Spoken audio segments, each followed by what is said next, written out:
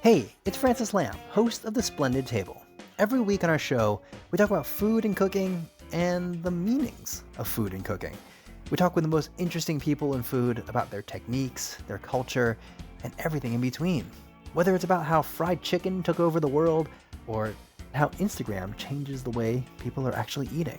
It's a food show where everyone is welcome. Come join us. You can listen to The Splendid Table wherever you get your podcasts. This episode is brought to you by the second annual Catskill Cuisine Festival. Visit catskill-cuisine.com to learn more and buy tickets. You're listening to Heritage Radio Network.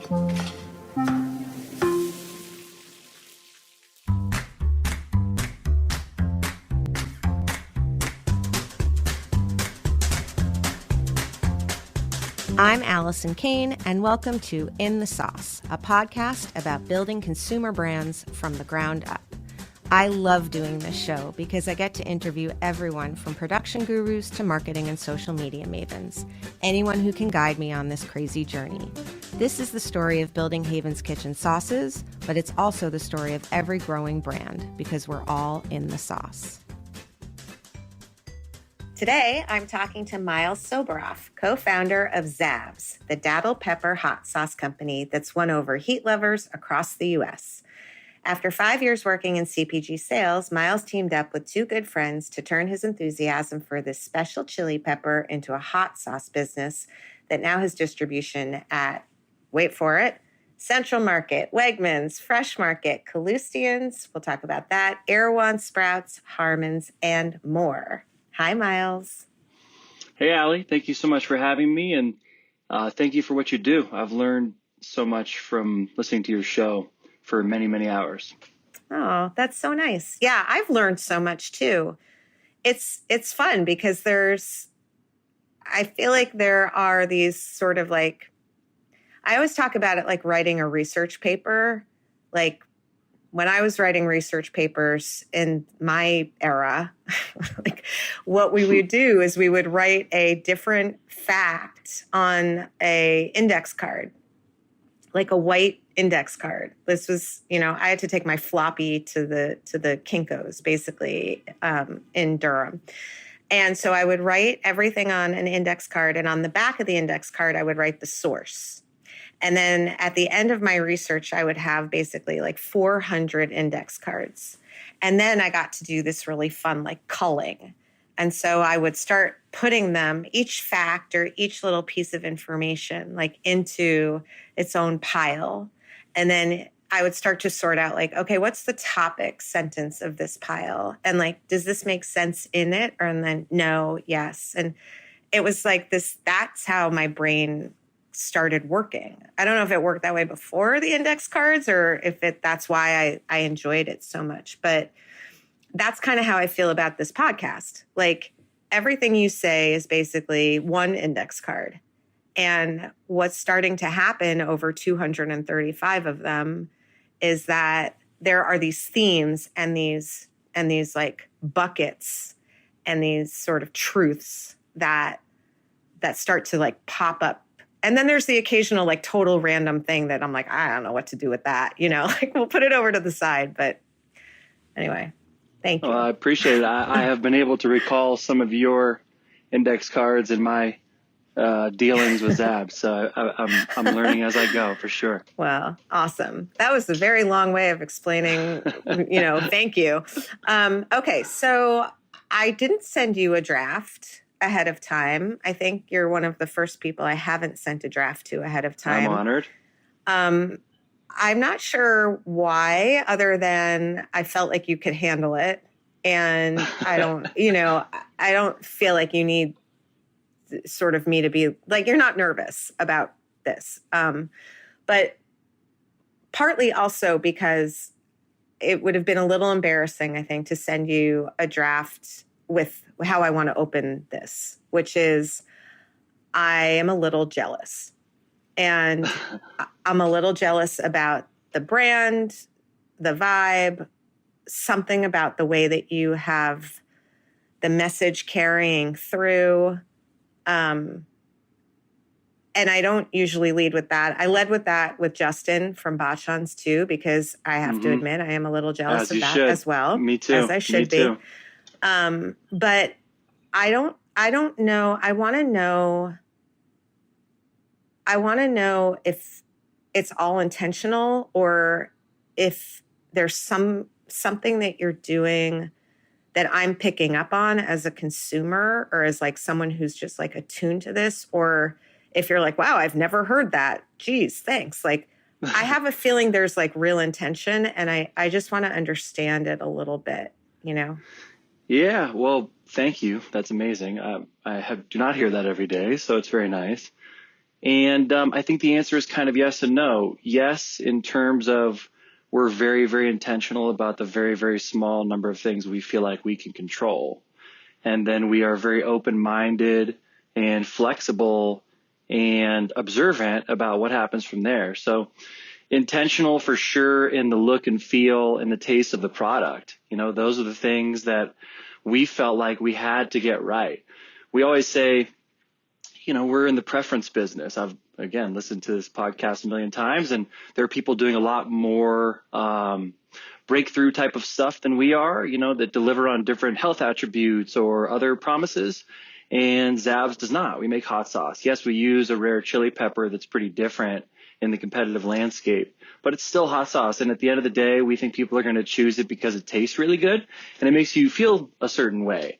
And so to us, the intentional piece is just being ourselves. It's really leaning into the datil pepper. The datil pepper has been grown in St. Augustine, Florida for 250 years and is beloved for what we've come to call the slow burn. It's this naturally delayed heat that doesn't really smack you up front. It's sweet and flavorful up front with this building, lingering heat on the back end that adds depth and nuance to each bite is the way we look at it. So we started with that and built the brand around that. Slowness, this old city that was established in 1565. And can we translate the slow burn into every place where you're going to interact with the brand as a consumer? So the packaging was first. We found a designer that we felt like was very aligned and that was going to help us tell this story of slowness, nostalgia, kind of Americana. And it was also important to us that it didn't look and feel like a regional hot sauce. We wanted it to look and feel like an American product because we felt like this ingredient should be a classic American ingredient. And then beyond that, yeah, we just have kind of tried to connect with people who understand it and feel it intuitively. And I think that's why maybe everything feels intentional, is we don't try to be too loud anywhere we go. We want people to gravitate towards it naturally. Right. I want to talk a little bit about gravitating toward it. But going back to sort of that, you know, embodiment of old city, slow burn, I think what it reminds me of is like, it feels like it's always been there. You know, it feels like this could have been around in 1943 and it's just new to me. And it's like, there is just this like, it's like you're there and we're all kind of figuring it out, as opposed to we're around and you're trying to figure out how to get into our brains. Yeah. Which is a really great brand position to have. It's a confident brand position. It's consistent. But I think it is slower in a lot of ways. And I also think that, you know, when you talk about people gravitating to it, I think we're a little bit like that, honestly. Like we've never been particularly like promotional or I'm trying to be a little bit more out there with the aioli, but part of the challenge there is that there are so many louder brands and so much noise, and expecting a consumer to make that discovery and like waiting it out can be challenging. Yes. So how do you manage that? That's an amazing question. I struggle with that a lot because we have, I have partners, I have a wife, I have a life, and people who think we should be going faster and are ready to go faster. Not calling out any one of those people in particular, and I have pressures from inside myself. I want to see this thing be all that it can be. And we have investors, and with that comes expectations. So sitting back and waiting for everybody to come to you is not the entirety of the strategy. It's sort of a guide for us. We still have to then go out and meet people where they are. So we just have to do that in our own way, without being too loud, while maintaining very consistent messaging and trying to let people discover it on their own. We feel like the strongest emotional connection you can make with the consumer is one that they decide on, they opt into. Yeah.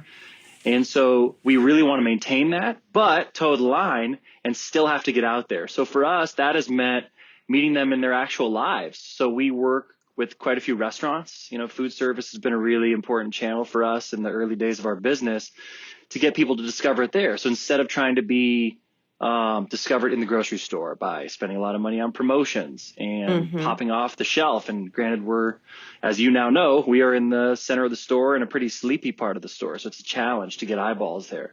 Instead of competing there, which is pretty expensive and challenging, we feel like let's meet people where they are. So at restaurants, at the butcher shop, at the cheese store, at their local coffee shop, the local bagel shop. So we look at it like, those are, in our eyes, the biggest influencers of all time. It's where do people actually go spend their time? Who's curating those experiences for them?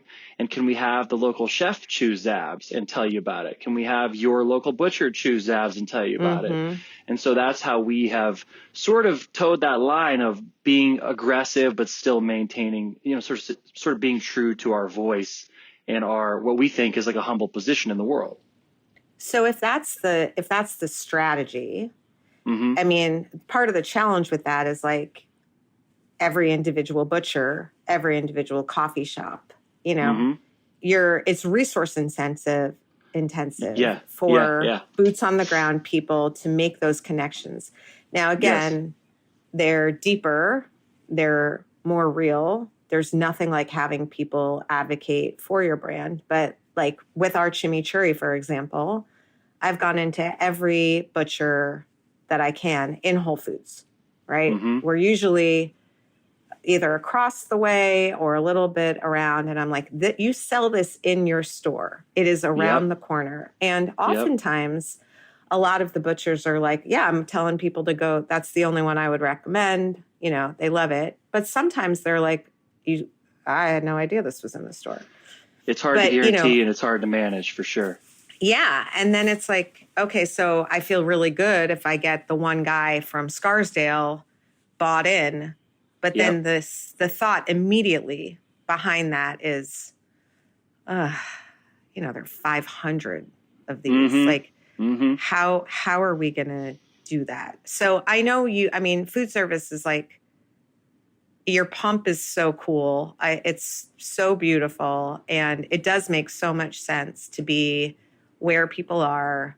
It makes so much sense to be in these different types of retail environments. And you can, which is a cool place to do it. But how are you, if that's the strategy, does your team reflect that in terms of how you allocate your resources?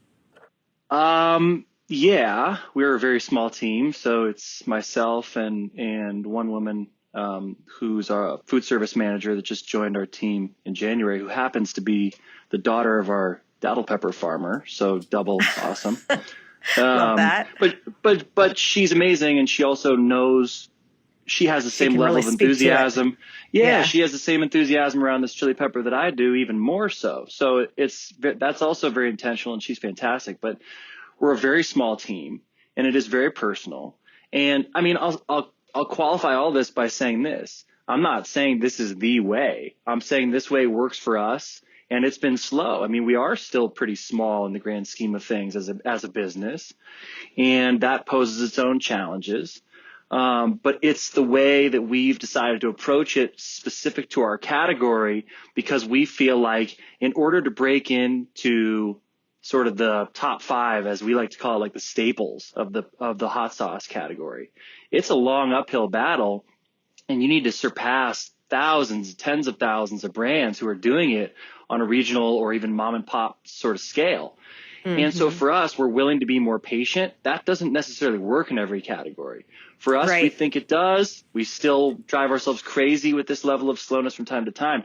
But yes, to answer your question, we are set up for sort of hand-to-hand combat, if you will. It's like we have to build the building blocks one at a time. And we started with the restaurants that we admire most and thought would be the coolest ones that we'd be most excited about.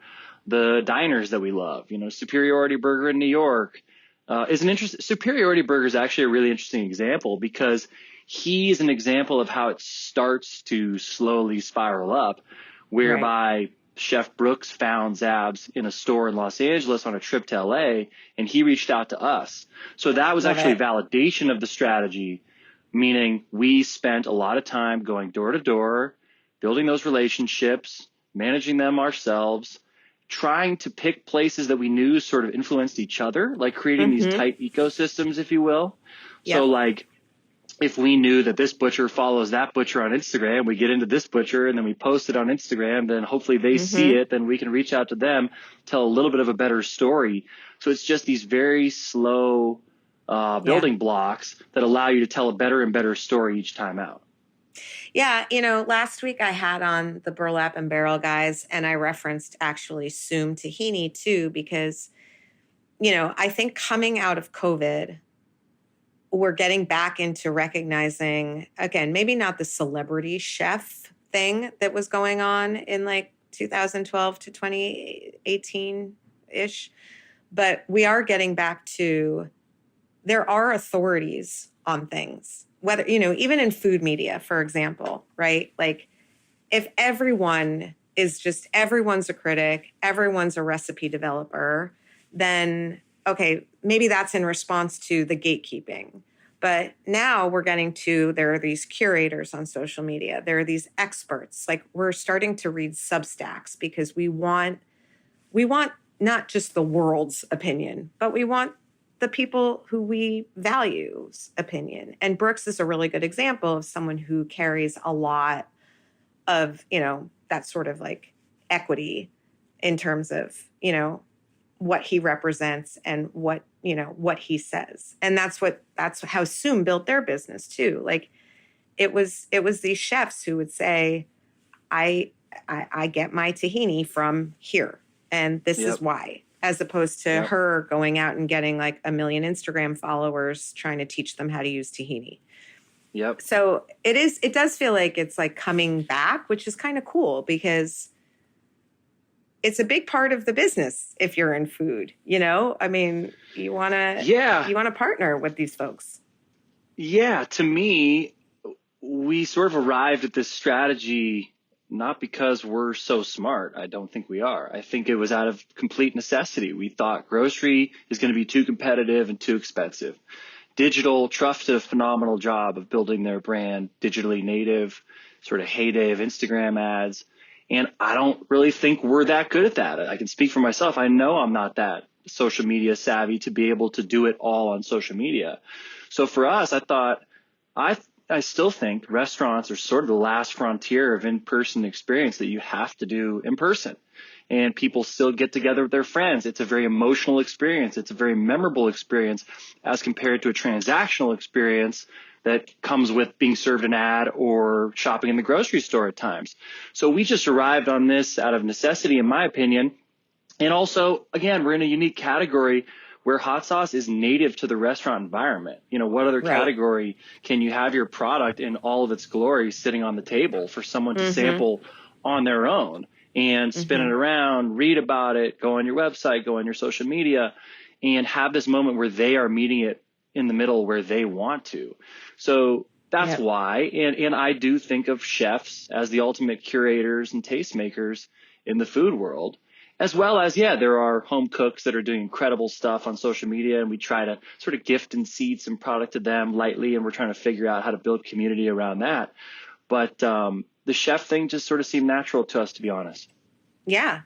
Did you listen to Miguel on when he was talking about Cholula's sort of secret weapon? Because I would imagine that would be a good one for you to hear. Yes, I have. Not only that, it was sort of I thought back to my own experience. Like, again, very simply, this wasn't like a very academic study. It was pretty simple. Like, where did I first learn about the hot sauces that I interact with most of my life? I tried Cholula at a like casual Mexican American place called Baja Fresh in Los Angeles 25 years ago. And Tabasco's everywhere. And Hoi Fong Sriracha I've had on every spicy tuna roll at a restaurant, and amongst a million other amazing uses of that product. And Crystal I've had at Hillstone, and they all recall a particular place to me Experience. and a particular experience. And so we really think of ourselves as much as in being in the hospitality business as the product business, where we want you to have an emotional moment with it and remember it and how it makes you feel versus us explaining it to you. Yeah, no, I love that.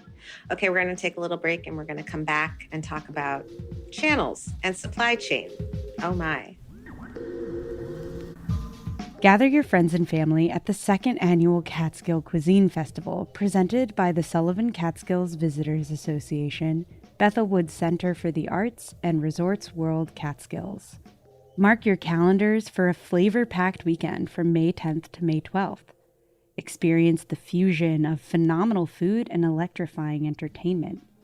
Rub shoulders with your favorite Food Network personalities, including Andrew Zimmern, Michael Simon, Scott Conant, Marcus Samuelson, Jeffrey Zakarian, Anne Burrell, Melba Wilson, and distinguished international chefs by LaBelle Farms.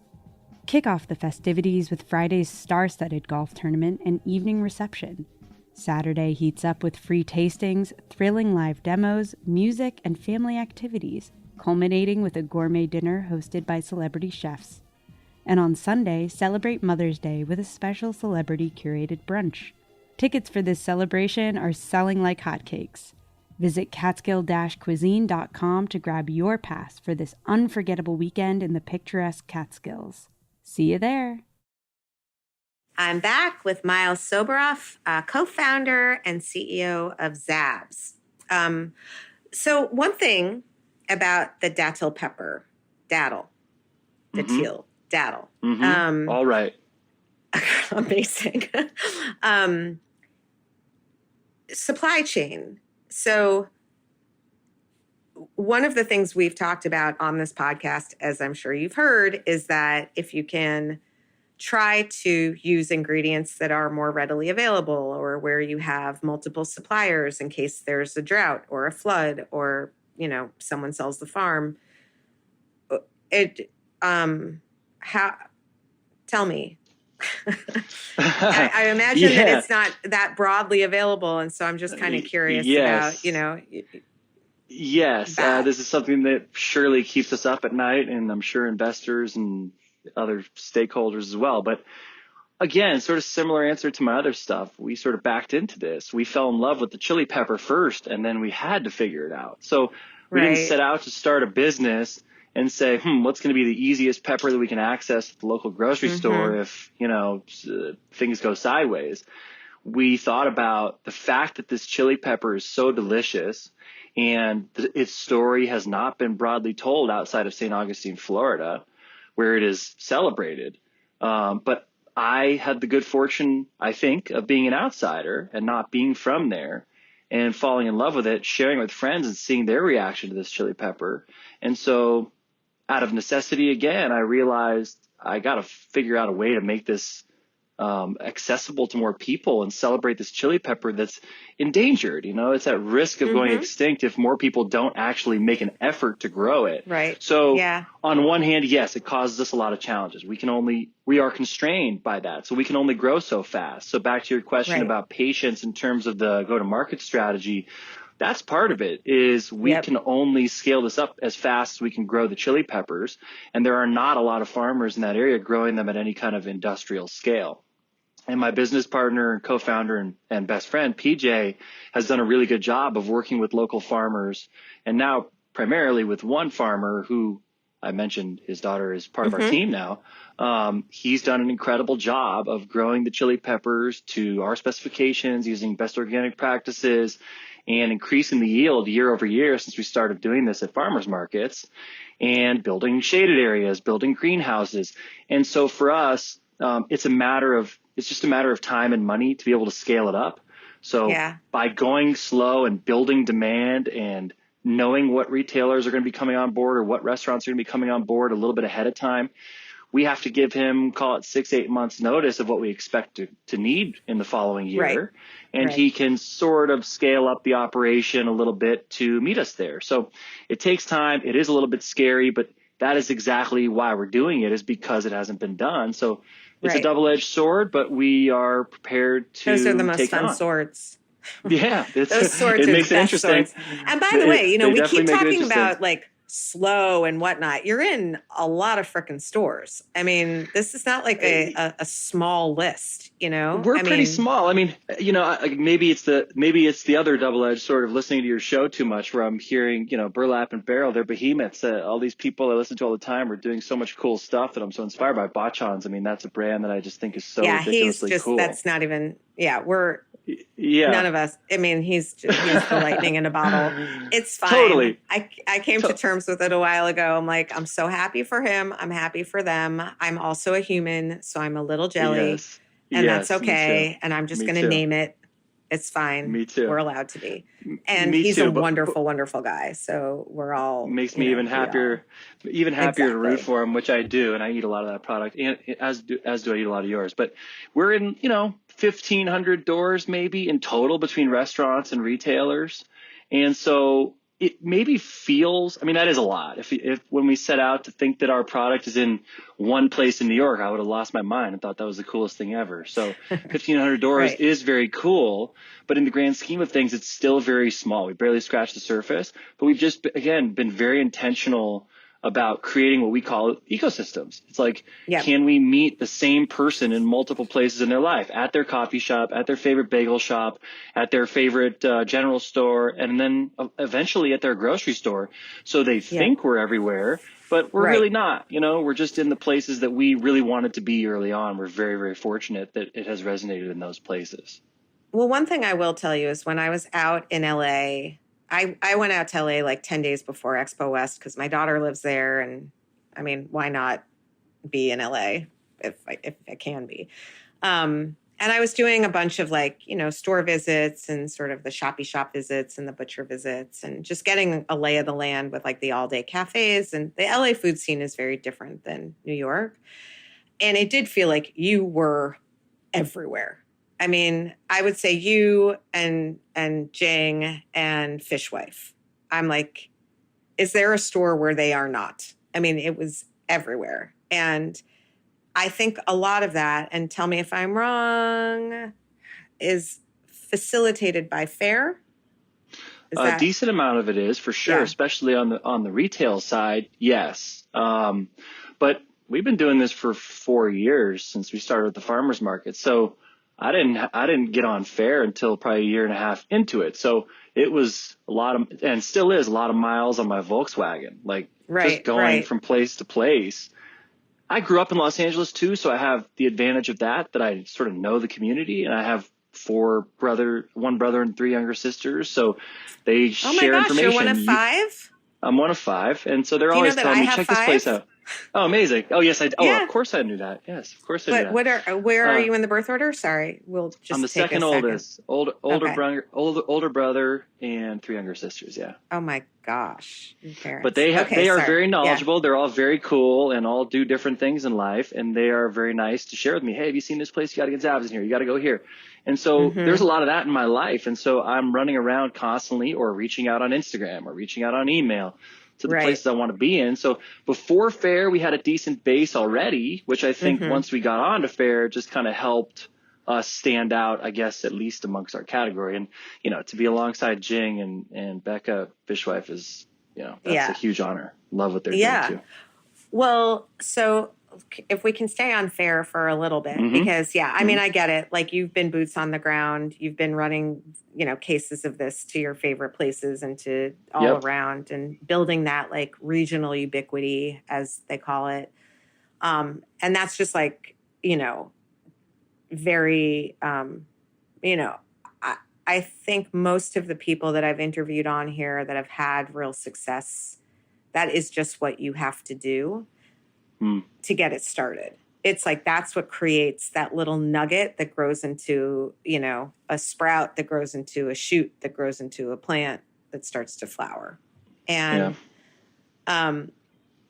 people might think that it's the pre-D2C way, but I think what you were saying very much makes sense. Like in real life, there's a tangible, there's a memorable, there's a hospitality piece to it.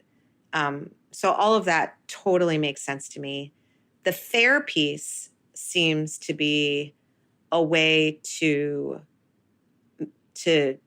maybe put it into a system where the distribution is a little bit easier. Totally. I mean, you tell me, but for me, and, also thank you, because you've been very helpful to us as we're trying to figure this out, because we're launching on it next month in May.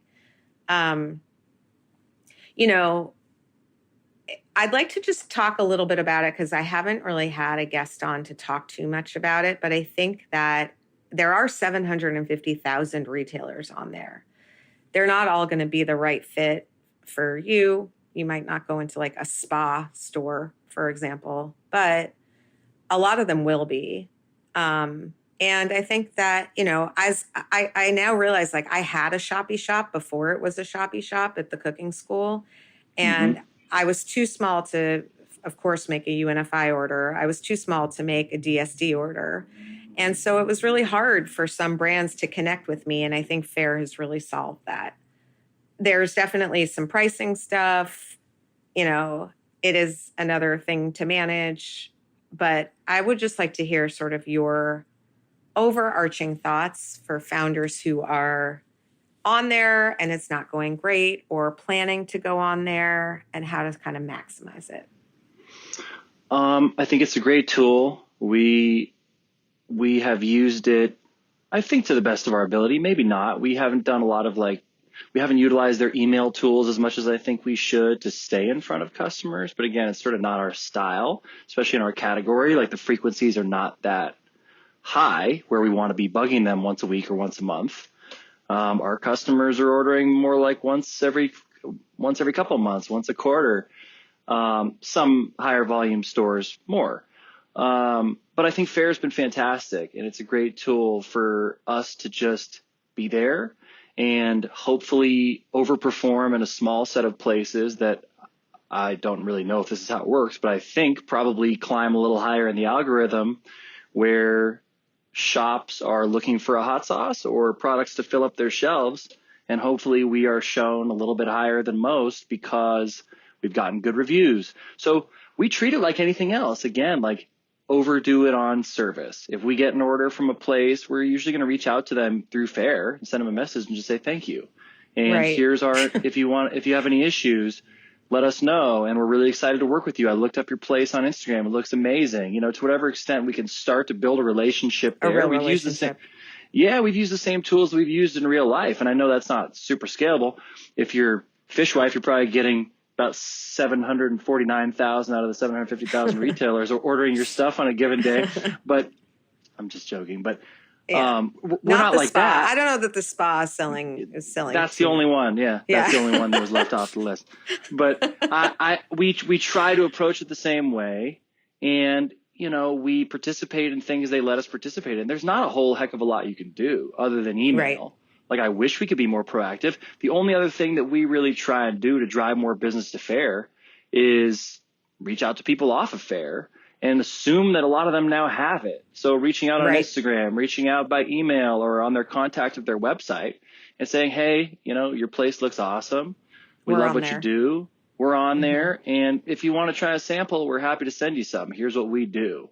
And sometimes they just order it. Sometimes they'll take us up on the sample. Sometimes they don't respond at all. But that's generally worked pretty well for us. And then you get some good recurring business. And it does alleviate a lot of the administrative stuff, the invoicing and the chasing them down for the money.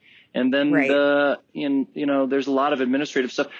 The average email that I get from a direct customer of ours that is not on Faire they got to email me and probably have to remember who I am, what my name is, what my email is, and tell me what they want, or maybe ask me a question about if something's in stock or available. What was the price again on this? So there's a lot of back and forth that is alleviated through FAIR. So just keeping it as updated as you can, trying to be as proactive as you can, and treat those as relationships too, is my advice. Yeah.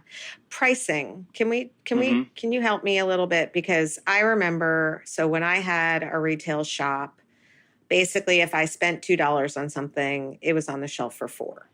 So if I'm buying something for $2 and I'm spending $2 on shipping, it's now on the shelf for $8. Yes. And it's going to be more in that case than probably anywhere. But it also seems like the person who was shopping for mustard at my cooking school kind of had the comfort level with spending more on that mustard as like an impulse buy, something to remember her experience at the cooking school, rather than the shopper who's at the supermarket or like buying mustard because they need it for potato salad at Walmart. Sure. So is the price okay to be... It's going to be higher. And how should we think about, like, we don't want to lose money on there. And we don't want it to just be awareness. So what are your thoughts around that? Well, no, you don't want to lose money. Nobody likes that. And none of us, I think, that are listen to this show are that big where we can afford to just treat things as sort of top of funnel brand awareness. Like we got a business to try and sustain. And so we are very sensitive to that. But, the first thing is we also recognize doing what we do that we have very little control over the retail price anyway. So even at Target. Target to Whole Foods to Sprouts to wherever. At the end of the day, they're going to price it the way they want to price it. You give them a suggested price. And this always surprises me how consumers sometimes, have an issue with that. Oh, why are you charging so much at Erewhon versus Whole Foods? Well, that's not our choice. They're getting it we're selling it to the distributor for the same price, and then the distributor charges whatever they charge based on that relationship to that retailer.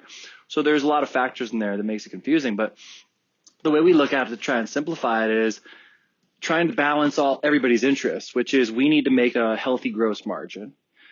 And we want it to be on the shelf at a reasonable price. We don't want a bottle of hot sauce to be $20, whereby, we got our full, fat margin. We're happy and our investors are gonna be happy, but we're not moving any product. It doesn't do us any good. So we've tried to look at, again, like one big ecosystem where we're trying to get people to discover our product in those specialty stores. They're probably willing to pay a little bit more there, and they will end up paying a little bit more there than the grocery store. But we don't want it to be an astronomical amount. So you asked the question about shipping, and I think there's sort of an answer in the middle, which is one thing we've done, which I may get comments that I'm so stupid for doing this, but we offer free shipping oftentimes, or better yet, all the time on FAIR. So we eat the shipping. So we factor that into our pricing architecture. So we figure we want to be on shelf at around this number. We want our wholesale price to be around that number for every retailer, for specialty stores, for grocery stores.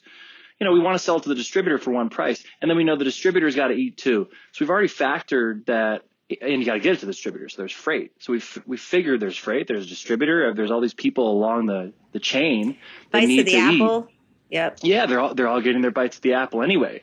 So we just figure, can we figure out a model that works with free shipping? And we just charge that flat wholesale price that we think is fair, that we think we can afford. You can maneuver your minimum order quantities to make sure that there's efficiencies with the packaging. You're not just sending one unit, you're sending 24 units or whatever it is you need to make sure that it's going to get there safely and efficiently and that you can make some money on it. So for us, trial and error, we ran a lot of different scenarios. Okay, let's send it to a place in New Hampshire. Let's send it to a place in Los Angeles. Let's send it to a place in the middle and see what the price looks like and run the numbers and make sure that we still have a healthy gross margin in there no matter the scenario. And I think maybe FAIR puts us a little higher as a result of that, because it shows the promotion that Zapp's is doing free shipping, which now if everybody, I'm either going to be the dumbest guy in the room here, or people are going to start copying us, and then we're not going to be promoted as high because everybody's doing it. But I'm happy to share, and I'm happy to be proven wrong that this is a terrible strategy. We'll see. No, I mean, basically, I feel like everything I do is totally available to pretty much anyone who listens to this, even if I don't mean it to be anyway. Like, we were just talking to this, we're thinking about doing like a bit of a marketing exercise. And, you know, I was like, we should just film and record every discussion and every meeting with this agency. And my whole team looked at me in horror, right? Because like, it's like, we should just like take off all our clothes and just let everyone just watch us as we run around naked. Like it's very, you know, it's like, I don't think any of us are feeling, I mean, I got over a long time ago thinking that anyone is actually competing, because I don't think we are. But yes, I think it's more like, we're more concerned, like, this is how we're thinking about it. I hope that at some point I don't look like a total jackass thinking about it this way. But yeah, I also think that this whole thing is trial and error. And to your point about, you know, you said something earlier, I think everything changes so fast. Like, what works for Sir Kensington's in 2012 does not work for a ketchup company in 2024. And what worked for Truff when it, you know, during the go-go years is not going to work for Zapp's today. They're just, the world has changed. People are different. The channels are different. The costs are different. So build shipping in is basically that was one thing. I just think that's one lever that you can pull to try to control the price for the consumer. You can roughly estimate that the retailer wants their, call it 35 to 50-ish%. And so you can kind of control it that way. It's just one way to do it. Yep. The other thing that you said, I wasn't on this call, but I think you said this when someone from my team was first talking to you, but you said that there is somewhat of a natural churn in the fair customer, that part of what they're doing is trying to find the newest and the coolest to some extent. And that we do think of it as like awareness in that sense. It's not necessarily, you're not going to be in this shoppy shop, let's say, for a decade. Now, by the way, you could very much be in a butcher for a decade, but that there is something a little different about that fair customer that is worth, you know, just kind of, they're not necessarily the same thing as winning a Sprouts. Yeah, I think that's true. I think, again, we look at them as getting new consumers introduced to our product and our brand. And while we have had some retailers stick around on fair for a long time that we're so grateful for, we've also lost a bunch, to be honest. And everyone does, we don't act surprised by that, because I think, as I said to your team, like, I expect that retailer, with their very, very small footprint and limited shelf space, is always trying to find something new and interesting to keep that customer coming in the door. And they might still have their bottle of Zapp's on their pantry or countertop at home, and are ready to explore something else new when they walk in the door. So they got to keep it fresh, keep it interesting. But again, it's adjusting your expectations and being intentional about, you know, you asked about channels, and I think each channel has to check a very specific box in your mind, is what I've learned, of what am I expecting from this? I don't expect them all to perform equally. I don't expect to make the same money in each channel. Some of them are, you've said this a bunch about Target and other stuff, like some of them are intended to drive trial and to bring people into the ecosystem. And then ultimately we have to meet them where they are and be at the grocery store Yep. or on Amazon or wherever it is they shop for their groceries. And so it's it is a moving target. And that's another reason why we just try and stay as true to who we are as we can, and let those places come and go as they see fit. Yep. Let the chaos be around you. You be the sanity. We try. Yeah, We're not always very good at that. You make it sound like we are so good at that. We are not. Well, that's but what it's comes sort of through. our guiding star. Thank you. I'm Yeah. happy to hear that. I know, so we do these like user guides. I'm sure you've heard me talk about them, or, how everyone who comes and joins the team sort of shares this like guide to them. Smart. I talk a lot with my hands. I fill in spaces when I feel like there's awkward silence. I get a little bit upset when I don't feel like people are making eye contact, whatever. And our new sales director basically was like, his whole, like the lead of his user guide was like, I'm like a duck. I am looking like I'm kind of like chill, kind of gliding along the surface, but under the surface, my like legs are just like, Yeah. So that's Sounds kind of what you're familiar. describing. It's cool though, because to the outside world, you're just kind of gliding. You're gliding in the Zabs way with the Zabs vibe, and people are coming to you. Important. That's important to us because at the end of the day, it's about them. It's not about us. And there's a lot of temptation to make it about us, and that's just not. It's not who we are. So I want them to have a smooth, seamless experience with our brand, even if behind the scenes we're losing our shit, during difficult times, which are often. So we try to do that intentionally, and I'm really happy it comes through that way. But we're people, and when needed, we share that, whether it's on broken glass order on our Shopify, someone's complaining. It's like, hey, we're really sorry. Like, we're going to look into that. We're people. And obviously that's not cool with us either. So give me a minute. So we try and just be as, I don't know, relatable, transparent, and true to ourselves as possible. So we're not creating expectations that we can be something that we're not. Yep. I want to go back just for the last couple minutes to talking about grocery. You said it. I don't know the hot sauce category very well.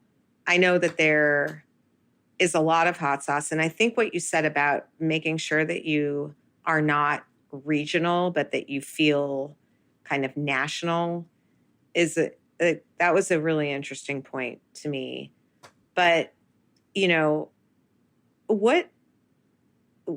I've never been in a crowded category. I'm headed into one as we speak. I've never really had incumbents to take share from. I've never been next to Primal Kitchen and Hellman's and Chosen Foods, and now I'm next to all of them. What would you say are some of the things that you've learned just being in a big, growing, and yet rather crowded and maybe not like super crazy high velocity category? You talk about for each channel, the expectations and aligning to the goals of each channel. What is the story that you're ultimately trying to tell grocery, to keep that expansion going? Well, it's hard is the first answer. And we're not aggressively trying to keep expansion going, to tell you the truth. We were fortunate last year in 2023 on the strength of our story, on the strength of all these great restaurants we're in. And we've been fortunate to get some like cool little press here and there organically. And those kind of things have allowed us to put together a good story that got retailers on board.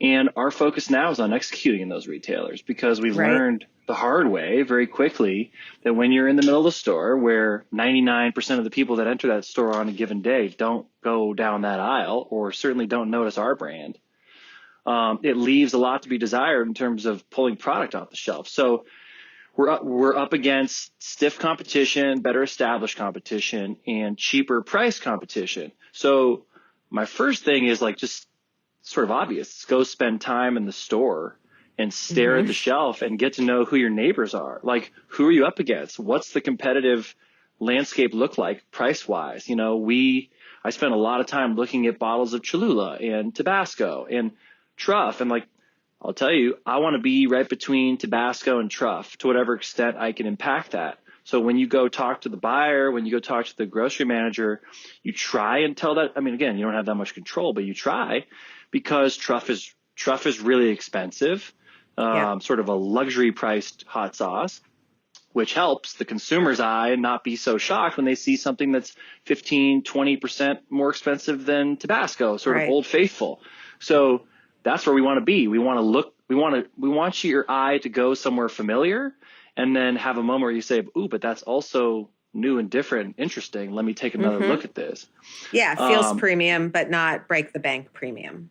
Yeah, we say like everyday premium. And so not something that is out of reach, something that's affordable and versatile. And you gotta, our expectations are modest, to answer your question. We know that until we have been able to build a national brand through food service and through word of mouth, which is a slow build, how does one person tell another person that brings it to a dinner party and tells another person that brings it to the barbecue, get you to know about Zabs by the time you walk in there and look for it, or at least, have it jump out to you when you walk down that aisle. So our expectations are modest until we build a national food service brand or build a sort of household name brand, or we have to be prepared to make the investments that everybody else has to make, which is it merchandising? I learned early on from you about having your salmon merchandise having the salmon merchandise with your product so that people will eat more salmon. Like, we want to try and be where Bachan's is, by the meat. We want to be where the fish is too. So people think about, can I grow with this during 4th of July? Should I, cross merchandising is very helpful. So anything you can do to impact that is huge. The price promotions are necessary, but to me, more leverage to try and hustle for more incremental space. Do you invest in contracting secondary space where you can afford to very strategically? These are all things, to be honest with you, Ali, that we're trying to wrap our head around now, because we got these opportunities maybe a little early in our life cycle. And while we have some grocery stores that are absolutely crushing the category averages because it's close to a lot of Zabs restaurants, there are others in other parts of the country where nobody knows we exist. And, Sprouts, for example, has Zabs on the top shelf in the center of the store that I joke, but I'm dead serious that my wife, who's 5 feet tall, can't reach it if she wanted to reach up there and buy it. You've heard where we are with the fresh in Wegmans. You've heard me talk about. Okay, so there's a set in the middle of the store that has a refrigerator that is like alt cheese. It's a refrigerator with a door. As you know, when there's a refrigerator, there's like 6 inches at the bottom that's metal before the door starts. We are in the at the bottom where 80% of the couch is covered by metal. And then you see this little spout sticking up when you open the refrigerator door. And then the 8 shelves above us are plant-based cheese. Yeah, so it makes it tough. The fact that anybody buys this at Wegmans, I mean, it's amazing, and it's a beautiful store, and no shade to them. It is just the luck of the draw. Someone's got to be in that spot. It's the game. And we are. But I mean, I always joke that the fact that anyone buys us there is like a miracle. It's a miracle. But you've adjusted your expectations accordingly. And then I think the key is what I at least call to myself, the next best action. Knowing what I know, what do I have to do about this, or what can I do about this to go from 1 to 2, 2 to 3, whatever we can do to get it going, and not expecting the same thing there as I do the Whole Foods in Silver Lake, where we have a lot of restaurants in the area. Right. Yep. Yeah. I think, there's so many titles for this one, but I think, it's like how you wonder what's going to happen in 5 years. And then you're like, actually, just Sister Bear, don't start thinking about 5 years. Just what's going to happen tomorrow? Just one foot in front of the other. What is my expectation for this channel for this month or this year, for this quarter? How much am I willing to spend on it? because I can't spend on everyone, right? Yep. Where is it in the list of priorities? If I take my pedal off of that, or the foot off that pedal, how's it going to impact things? What are the potential downsides? But really, like, it's like to everything there is a season. Like to every channel, there is a purpose. Absolutely. Context is king, is the way I see it. And you got to make sure that wherever you are spending your time, wherever your product shows up, you are presenting it in the best possible context you can, given the hand you're dealt. So we're trying to. Can I curse on this show? Yeah, definitely. I used to work, before doing Zabs, I worked for a couple beverage companies, non-alcoholic beverage companies, but we worked with beer distributors oftentimes, and they called that part of the cooler where your product is the shit kicker. And it's not, right. it's not glamorous. None of this is glamorous, but we work with what we got. And you gotta find these other paths of least resistance and find ways to build story elsewhere if necessary. Yeah. And I think on a final note, I had Greg Lorenzo on here, and he taught me about the spotlight effect, right? Like part of the spotlight effect is like, no one's going to notice if you use the word sweet on 2 of your SKUs. Like no one cares. It's like, we're not walking around and everyone's like, wait, what happened to your eyebrow? Like no one cares. And if they do notice, they only notice for like maybe a half a second before they start worrying about themselves again. And it's similar with brands in the sense that, which is kind of liberating to me. Like if you're in the shit kicker, it's not personal. It's not like they don't understand how amazing I could do, and they're not helping me reach my potential. Like, it is what it is, and you make the best of it, and you figure it out. And you probably have places where you're in a great spot, and absolutely another brand isn't. And yes, it kind of alleviates some of the like, they don't get me, which we all get because we've put our lives into these things, which of course we care. So, and we're people, so we're going to take it kind of personally, but it's not. That just sets you up. Mm-hmm. Yeah, it's not personal. And the longer you hold on to that, the more it frustrates you and distracts you from doing the thing right in front of you. So yes, we're very lucky in some circumstances. We get unlucky in other circumstances, and we just got to put it upon ourselves to do what we can, and we're fortunate to have consumers who love our product, and we're so grateful for every single one of them that goes in there and asks for Zabs, and that makes all the difference. So we invest really heavily in what's right in front of us and what we have the best shot to control, and hope it ultimately sort of knocks some dominoes down along the way. Yep. Well, that was awesome. And by the way, that was like you finished where you started with controlling the controllables. So that was very poetic. Miles, thank you so much for coming on the show. It's been fun getting to know you, and I think we're going to do some fun partnerships together. And I can be like your New York, me and Brooks. I can be like your chef from the rooftop Zabs gal. I'll take you up on that. Amazing. Armin, thank you so much for having me. Yeah, my pleasure. My pleasure. Armin, thank you for stepping in for Liam and engineering as well as you do. And thank you for coming in to help this week. Listeners, I don't think I'm recording next week. I will be at a co-packer, but I'll be back in 2 weeks with another episode of In the Sauce. In the Sauce is powered by Simplecast. Thanks for listening to Heritage Radio Network, food radio supported by you. Keep in touch at heritageradionetwork.org/subscribe.